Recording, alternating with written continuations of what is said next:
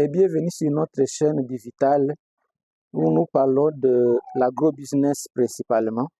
Et l'exemple que nous sommes en train de donner ces derniers temps parle principalement donc du lapin.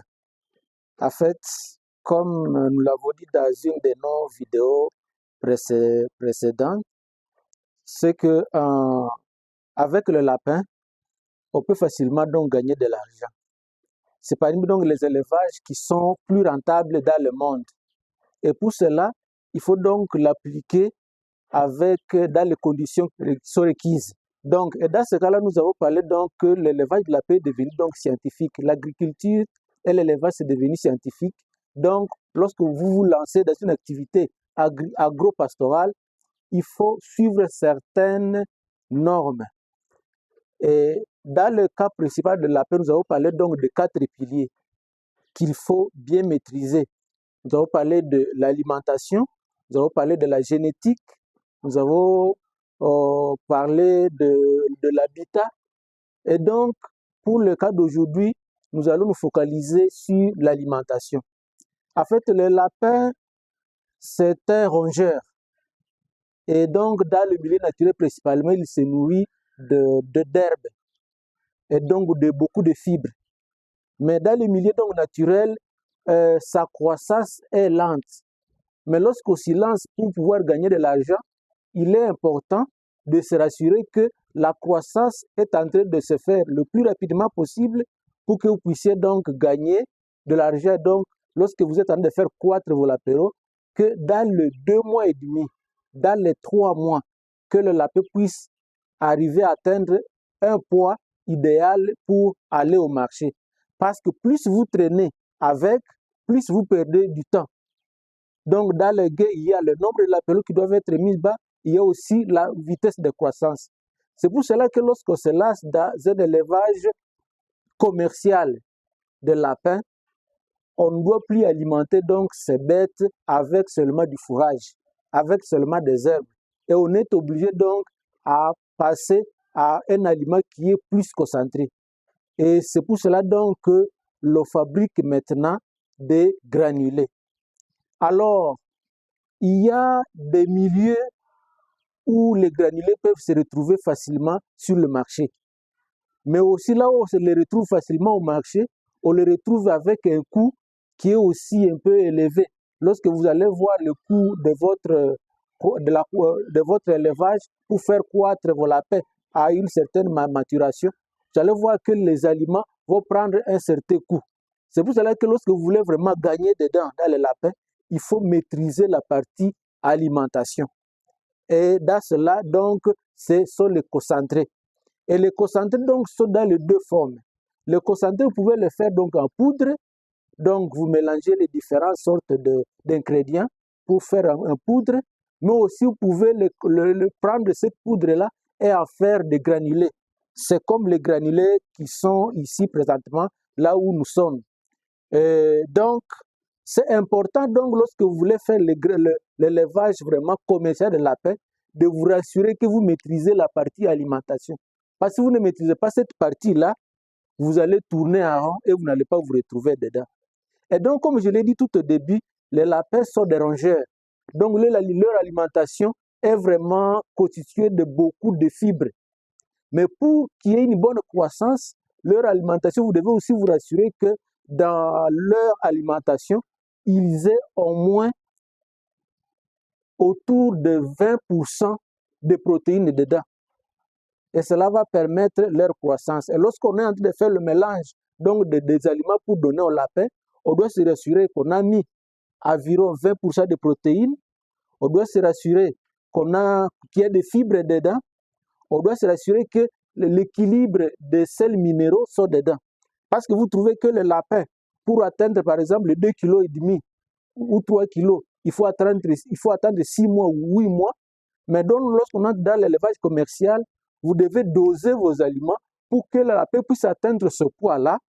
Dans les 2 mois et demi, dans les 3 mois et demi, il a déjà atteint ce poids-là et donc prêt pour le marché. Et c'est pour cela que lorsqu'on concentre donc cet aliment-là, vous devez vous rassurer que dans vos granulés, vous avez bien mis donc les éléments. Si vous pouvez constater, je ne sais pas si vous voyez très bien, les fibres peuvent déjà se voir dans mon aliment ici. Vous pouvez déjà voir qu'il y a des fibres dedans, hein, qui sont nécessaires pour la digestion. Parce que si vous donnez à un lapin des aliments qui sont pâteux, donc une poudre 100%, ça va être un problème dans sa digestion. Mais vous voyez ici dans nos granulés, déjà les fibres peuvent bien se voir dedans pour permettre à une bonne digestion. Mais aussi une bonne concentration donc d'hydrate de carbone pour l'énergie et aussi respecter donc les 20% de protéines qui doivent être dedans et les sels minéraux. Alors, l'inconvénient, c'est quoi lorsqu'on donne au lapin le poudre? Parce que vous pouvez mélanger vos ingrédients et faire le poudre.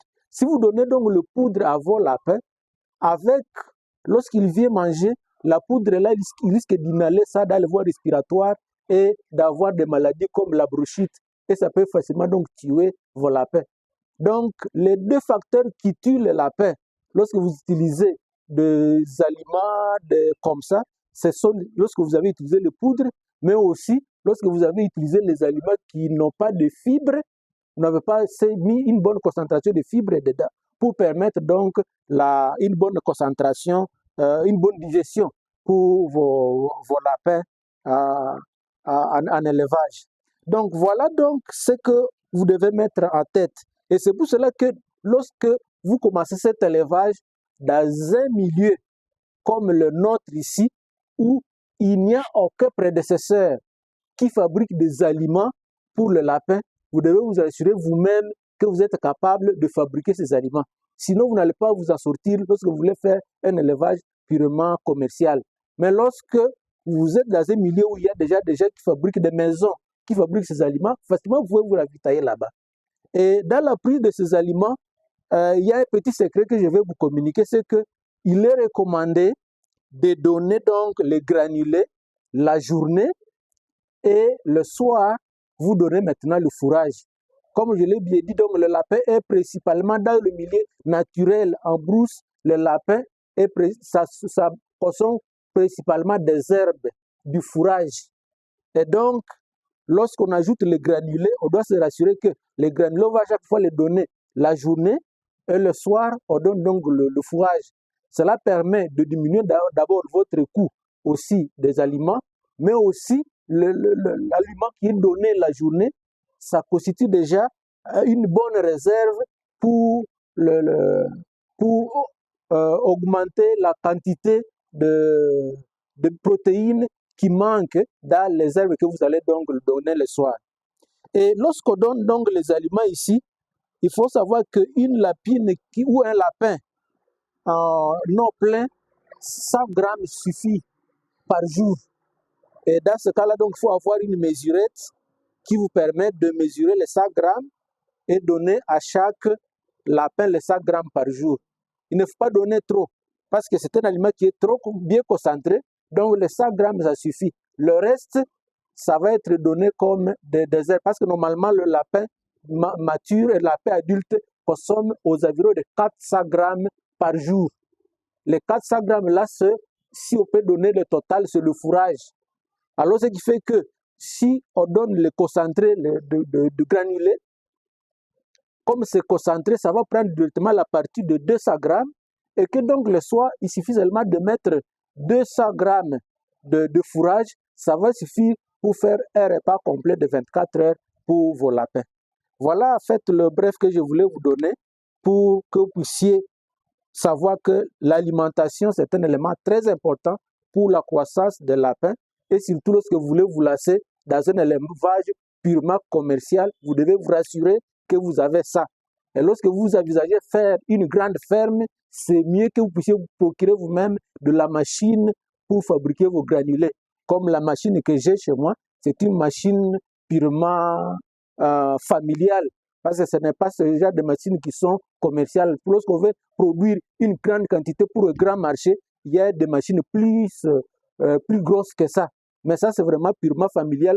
C'est vraiment pour une seule ferme. Voilà en fait ce que je voulais partager avec vous.